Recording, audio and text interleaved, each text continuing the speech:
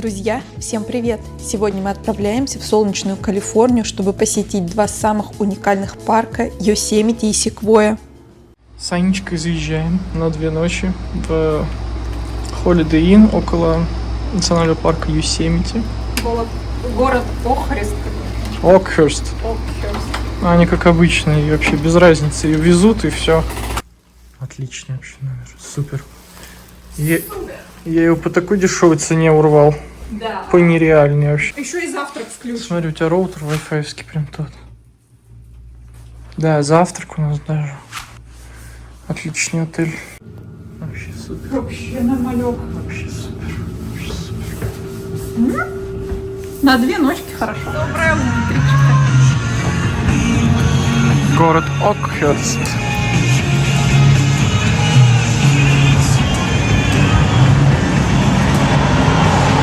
У нас такой шикарный завтрак был в отеле. Вообще. Была Это его остатки?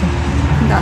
Каша, йогурт, омлет, котлетки, булочки, панкейки, какие-то рогалики, бейглы. В общем, куча всего. При том, что это бесплатный просто типа комплимент от отеля. В общем, обычно американский завтрак для таких отелей. Подъехали к парку. Здесь вот очередь на въезд. Еще за нами много машин. Еще сейчас у них какой-то сезон начался, что по выходным нужна резервация. Вот мы купили пропуск, он там $2 стоит. Но без него не пускают с 5 утра до 4 вечера. Действует пропускная система. Привет. Ну как это? Пошли в поход в Марипосу. Дорога закрыта, потому что здесь снег, лед. Вон, что творится, красотища.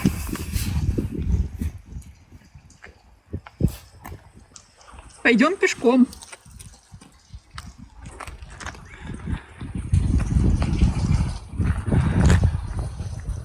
Идем в долину Марипоса к секвойям. Куда? В долину Марипос. Роща. Какая долина? Роща Марипоса. Короче, к секвойям идем. Дорога еще закрыта зимняя. Зимой. Хотя уже апрель Дорога месяц. зимняя? Зимняя. Немножко тупости от меня.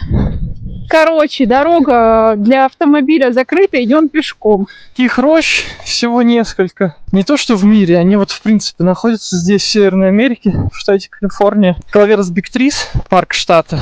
Вот это роща Марипоса, национальный парк Йосемити, куда мы идем. Национальный парк Секвойя. Там самое большое количество этих секвой. Еще есть севернее Сан-Франциско, Мьюир-Вудс. Там не такие секвойи. Они, Там высокие и худенькие. да, они больше как Redwood Falls. Ну, типа, которые растут на побережье. Есть еще парк отдельно, Redwood. Растет. От Сан-Франциско километров 500-600 ничего. Много людей ходит. В общем, много машин заезжает. Расположенная в южной части национального парка Йосемити, Марипосская роща гигантских секвой является крупнейшей рощей этих деревьев в Йосемити и домом для более 500 зрелых гигантских секвой. Идея создания национального парка берет свои корни именно в роще Марипоса. В 1864 году президент Авраам Линкольн подписал закон, защищающий рощу Марипоса и долину Йосемити в пользу общественного пользования и создания курорта и отдыха. Этот знаковый закон занимает важное место в истории США и был принят в то время, когда нация была вовлечена в гражданскую войну. Впервые в истории США федеральное правительство выделило живописные природные территории для защиты на благо будущих поколений. 2 дерева из рощи Марипоса находятся в списке 30 самых гигантских секвой в мире. Пришли к главному дереву Марипосы. Называется Гризли. Возраст этого дерева был оценен примерно в 2500 лет. Высота 64 метра, длина окружности ствола у основания 29 метров. Диаметр ствола на высоте достигает 7,5 метров, а объем древесины 963 кубических метра. Благодаря этому гигантский гризли является старейшим деревом рощи и вторым по объему древесины. А это дерево называется California Tunnel Tree, и такой проход вырезали в 1895 году. Вов.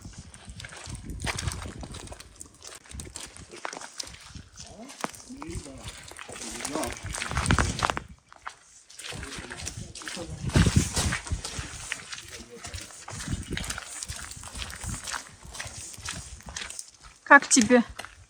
Классно. Вот видишь, как машинки ездили? В 1895 году прорубили. 130 лет назад.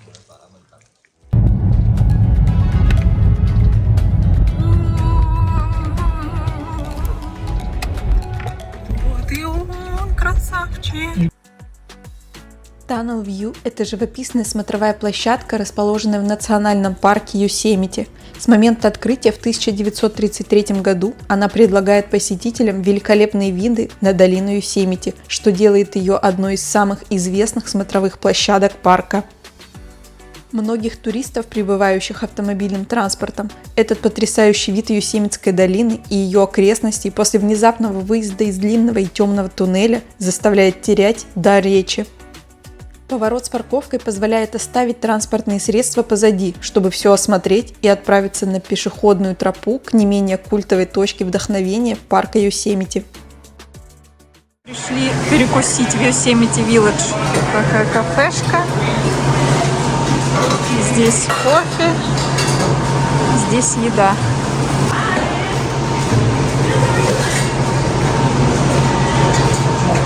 Взяли по супчику, по сэндвичу, кофе. Так здесь уютненько. Камин горит. Мы поели. Счастливые и довольные идем смотреть главный водопад этого парка. Вот этот трехступенчатый, ну или как он называется, ну, короче, 3 ступени у него. Самый высокий, самый мощный и что-то там еще. А это местное кладбище.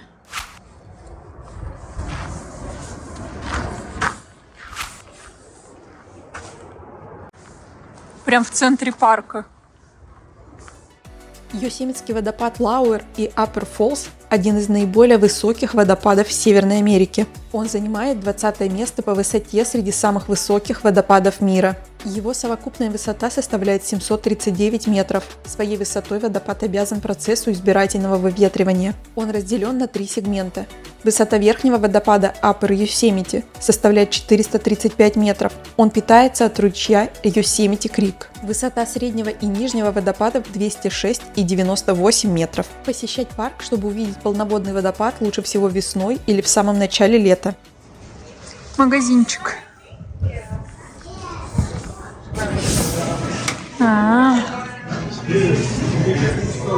Газировочки хочется. Ух ты. Здесь целый супермаркет.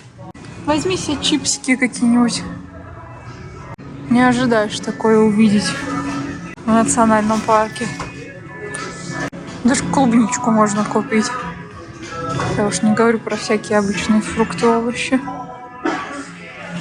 Чистящие средства. Винишко. Всякие сувенирные штучки. Такие уютные сувенирные магазинчики можно найти практически в любом национальном парке Соединенных Штатов Америки.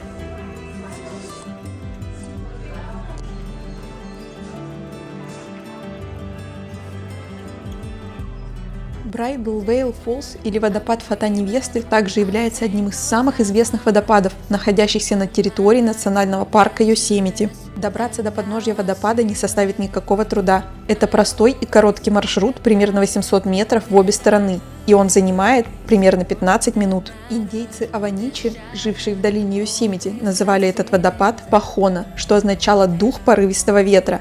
Высота падения воды составляет 189 метров.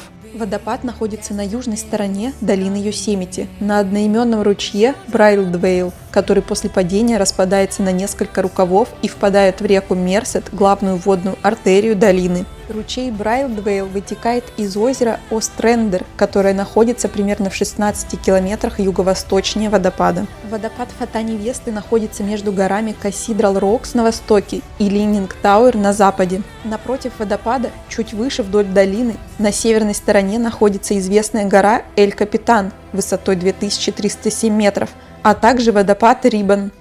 А это что называется распогодилось. Уезжаем из Йосемити парка, едем в отель, и уже получше стала погодка. На этом водопадике мы только что были. Фата Невесты. Мощный очень водопад. Шумный. А слева гора Эль-Капитан. Вот это. Приехали на смотровую площадку, а тут вот мужчина хот-доги жарит с видом на водопад. Ну что, мы третий раз на точке вид из тоннеля. И третий раз совершенно разный вид, разная погода. Да, Анечка? Да, вчера мы 2 раза снежную погоду наблюдали, а сегодня так вот солнечно.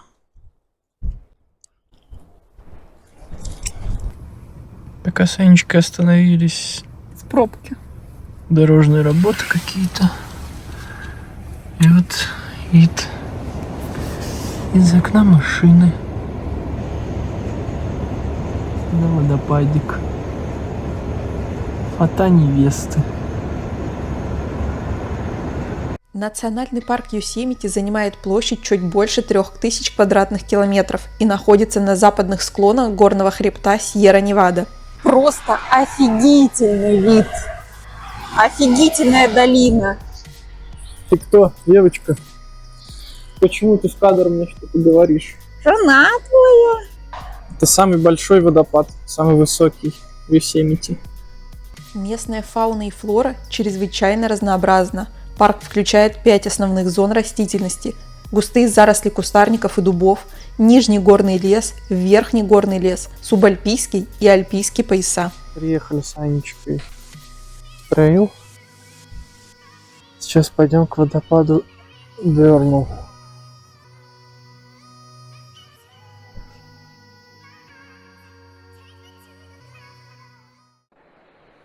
Река Мерсет.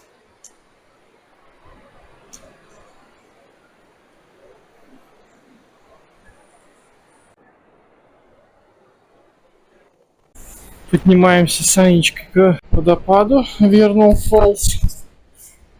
По дороге красивые виды на другие водопады. Дорога к водопаду Вернал Фоллс проходит по ущелью парка Йосемити вдоль красивых водопадов, ручьев и красивых деревьев. Чистейший воздух и звуки природы сделают вашу прогулку здесь сплошным удовольствием. Еще один водопадик. Тут их очень много. Вернал Фоллс – это водопад высотой 96 метров на реке Мерсет, пролегающий вниз по течению от водопада Невада. Как и его сосед по течению, Вернал Фоллс хорошо виден на расстоянии. Водопад течет круглый год, хотя к концу лета он значительно уменьшается в объеме и может раскалываться на несколько прядей, а не на один занавес воды. Во время высокого потока, в основном весной, туристы могут промокнуть еще до того момента, как подойдут к водопаду. Последние 15 минут тропы – это очень крутой подъем на скалы на вершину водопада. Имейте это в виду при планировании похода. Вова немножко подмерз, потому что сыро. Поднимались, было очень жарко. Сейчас стало очень холодно здесь на вершине. Сюда лучше летом приходить, идеально было бы. Идем к озеру Миррор Лейк. Здесь хорошая тропиночка. Мы доехали на шаттле до остановки, а теперь тут всего 1 миля, это 1,5 километра, чуть больше до озера. Вдоль такой вот бушующей реки. Вот мы с Анечкой пришли к Миррор Лейк. Зеркальное озеро. Нам повезло, что оно вообще в принципе есть. Ну, оно такое пересыхающее обычно. Сейчас из-за того, что все тает, оно что-то из себя представляет. Ну, вообще маленькое, конечно.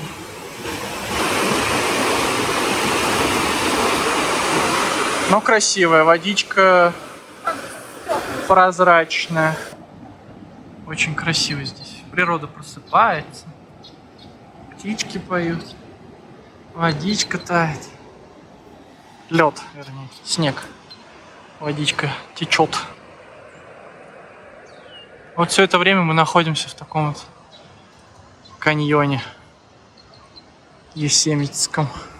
Mirror Lake или Зеркальное озеро – это небольшое сезонное озеро, расположенное в каньоне Теная, прямо между Северным куполом и Хав-куполом. Это последний остаток большого ледникового озера, которое когда-то заполняло большую часть долины Йосемити в конце последнего ледникового периода и близкое к исчезновению из-за накопления наносов.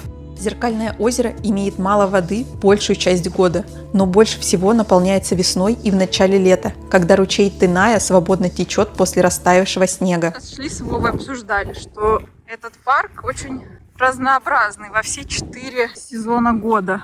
Вот сейчас весной природа просыпается, полноводные водопады. Зимой здесь, вот как вчера было, снег, туман, облака низко на горы опускаются, очень красиво. Летом, соответственно, здесь зелено, много кемпингов, животных, да. А осенью здесь пересыхают все водопады, вся природа становится рыжей. Желтая, оранжевая, красные краски здесь преобладают. Очень тоже красиво. Поэтому нужно в парк приезжать как минимум 3 раза. Весной, зимой и осенью. Вот и наша еда на сегодня. Обед. Прям у скалы.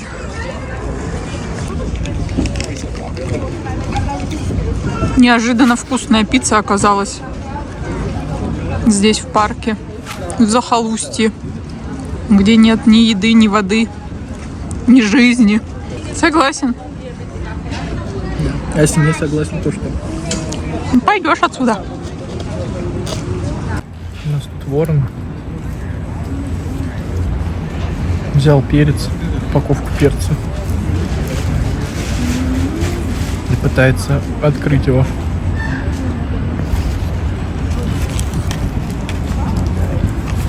Огромный.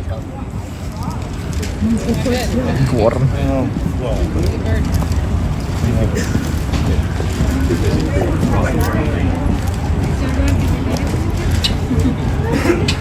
Тебе специально позировать пришел.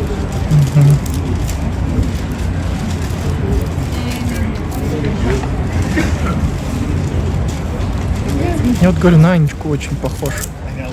Вернее, Анечка на ворона. Он смог разорвать наконец-то.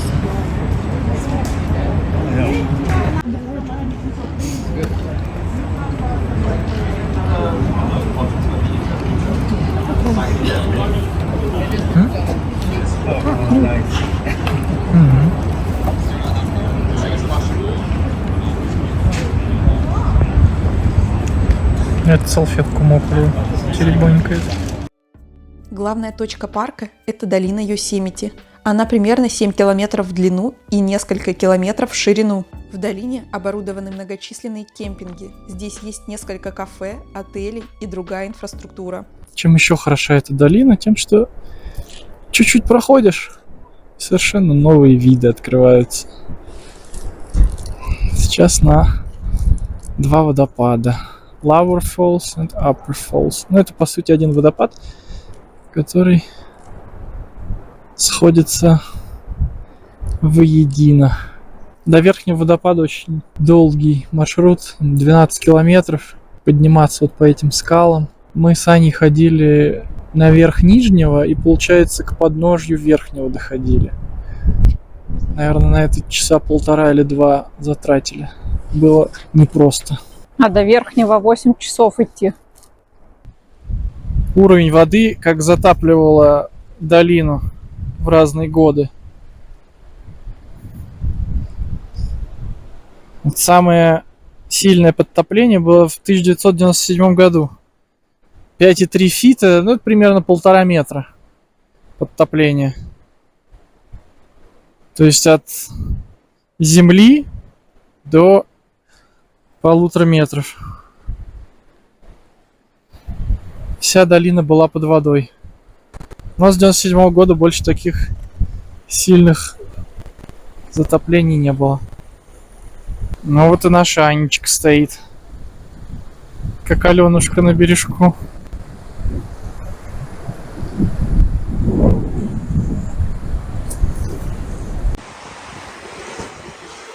И вот со стороны берега мост.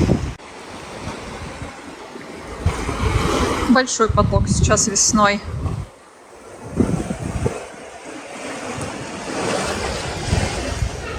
Мы снова пришли перекусить. Теперь будем есть суп. Чили, биф and бим. Так он выглядит.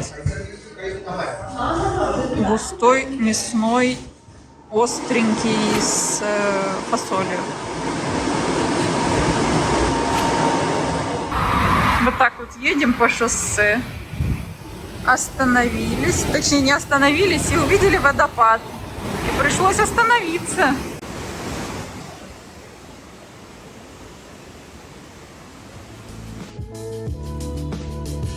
Чтобы насладиться всеми красотами национального парка Йосемити, рекомендуем приезжать сюда как минимум на 3 дня.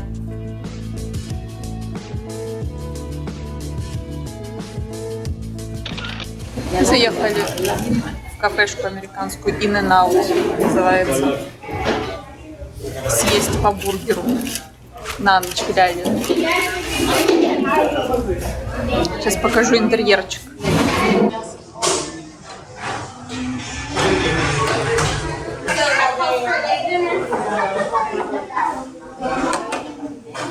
А вот снаружи. Мне кажется, всем должно быть известно эта вывеска. Вот мы заехали в номерок неподалеку от Секвойи. Это наша гардеробная.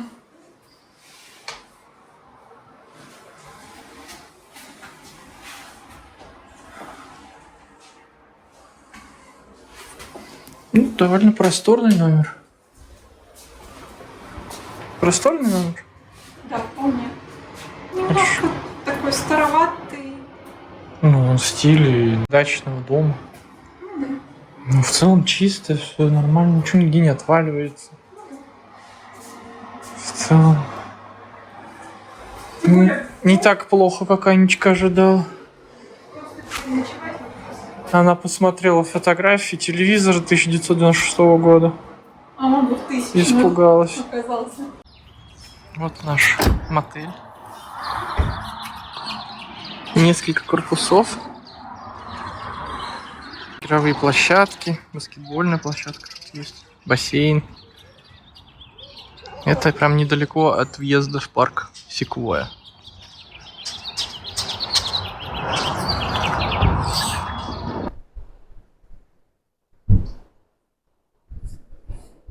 Один из самых красивых въездов в парк значка. Ну, обычно просто значок национальный парк и все. А тут еще и индеец выгравирован. Идем к самой первой точке. Самый, наверное, такой ворота этого парка, можно сказать. Называется Тоннель Рок. Такой камень. Скала-туннель – это массивный гранитный булыжник, который когда-то давно упал сверху на вершины других скал, образовав природный мост. Так, оказывается, все-таки можно залезть. Просто сделали это более все безопасно. Парк основан в 1890 году. Площадь парка составляет 1635 квадратных километров. В честь национального парка Секвойя назван астероид 1103 Секвойя, открытый 9 ноября 1928 года немецким астрономом Вальтером Бааде в Гамбургской обсерватории. Первооткрыватель астероида провел свой отпуск в национальном парке. Приехали мы к генералу Шерману. Самый большой по объему древесины секвойи в мире. Здесь очень хороший трейл. Удобно. Здесь 2 подъезда. Один для инвалидов, он прям вообще близко к дереву. И один для всех остальных. Здесь нужно пройти, ну я не знаю сколько, метров 500, может 800. Вова говорит, ему в снегу меньше нравится парк. Мне похуй, я так чувствую. Олег Тиньков. Цитаты великих людей. А сейчас подходим к Шерману. Вот И он. Ой, дай мне просто руку.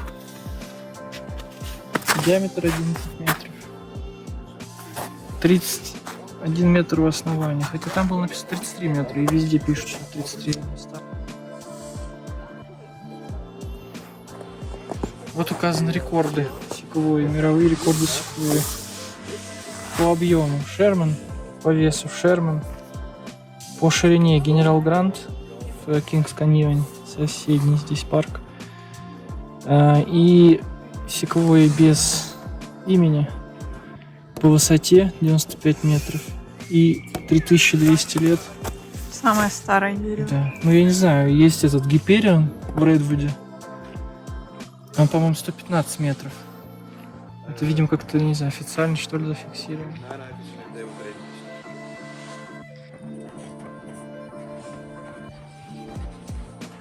Вот он, великий и ужасный генерал Шерман, живущий в облаках. Это самое большое дерево вида гигантская секвойя в мире. Оценивают Шермана по объему и массе. Именно по этим показателям дерево считается самым большим деревом в мире. Названо дерево было в честь героя гражданской войны в США Уильяма Шермана. Феноменальное дерево. Те, кто смотрел потрясающий фильм «Унесенные ветром», наверняка смогут вспомнить это имя. Из него уже другие деревья растут. А в честь дерева секвойя названа модель автомобиля Toyota. В смысле ветки? Они размером с дерева. И этот сруб на месте. Никуда не делся. Вот тоннель в дереве.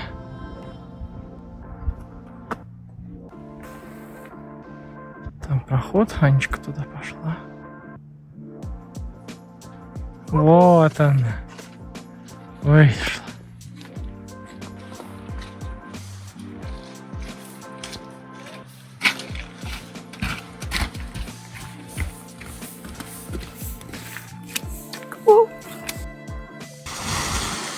Идем по тропе, а тут водопад. Неожиданно. Хотя здесь мостик. Значит, ожиданно.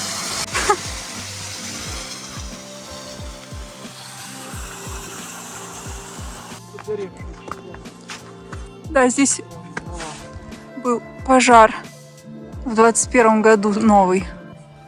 Конгресс трейл очень большой, здесь луп большой по кругу проходит.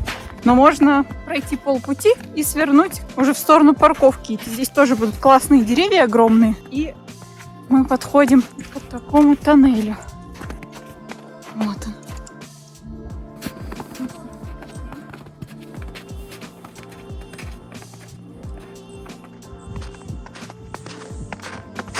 Весенняя капель. Анечка у дерева Маккинли позировала.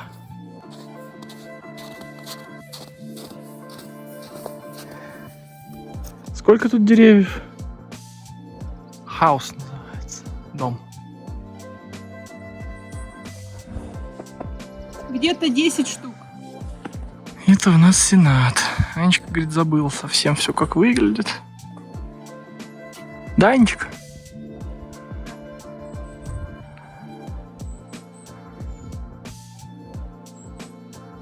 Говорю, Аня, как со снегом парк изменился. Вот мы пришли к дереву президент секвойя, здоровая.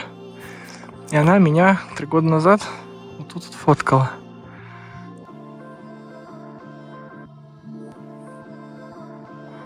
А фоткала она вот отсюда. Отходила подальше. У нас тогда камеры еще были старые. Приходилось дальше отходить, изловчаться. Сейчас это все под сугробами. Дошли практически до середины пути. Здесь начались группы деревьев. Вот это называется хаус-групп. Здесь прям мини-аллейка.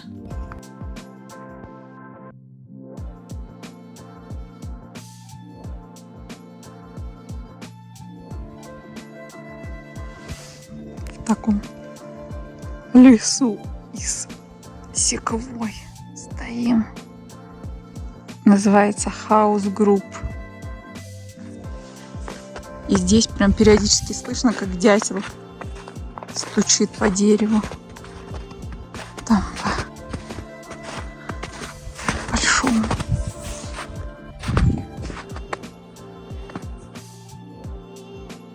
Подошли к сгоревшему дереву, а через него идет туннель.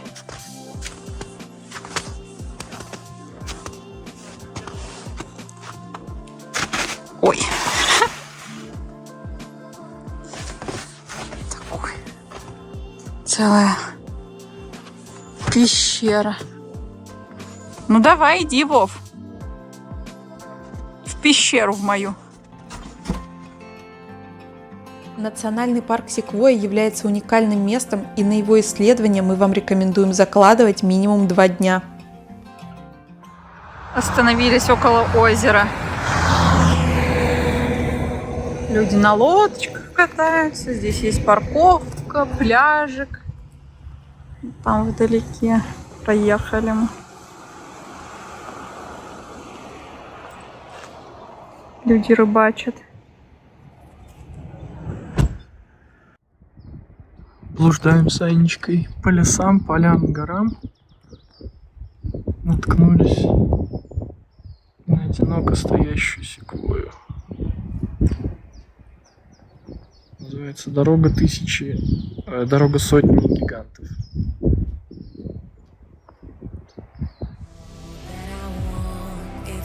Наше путешествие по нереально красивым местам Калифорнии подошло к концу. Подписывайтесь на наш канал, ставьте лайки и до новых встреч в следующих видео.